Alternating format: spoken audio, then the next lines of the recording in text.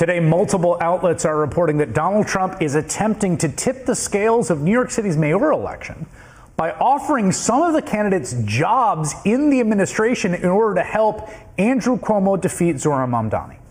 Ever since the 33-year-old Mamdani won the Democratic primary in June, the Fox News viewer, who is our president, has been taking a special interest in the New York City race.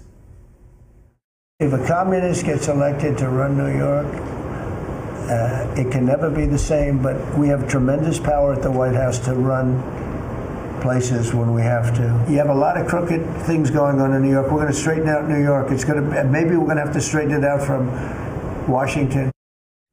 Now, the New York Times is reporting that advisors to Trump are trying to induce the current incumbent mayor, Eric Adams, to leave the race by dangling an administration job for him. Quote, the talks have also involved finding a possible place in the administration for the Republican candidate, Curtis Sliwa.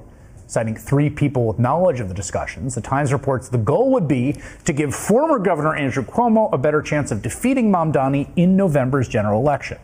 Politico reports Adams has been offered a position at the Department of Housing and Urban Development, according to a person with direct knowledge of the offer, and that the mayor met with the president's team during his visit this Monday, to Florida.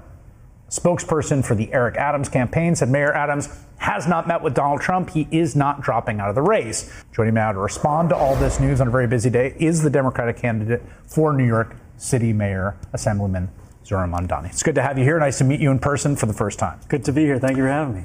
So what do you think about all this?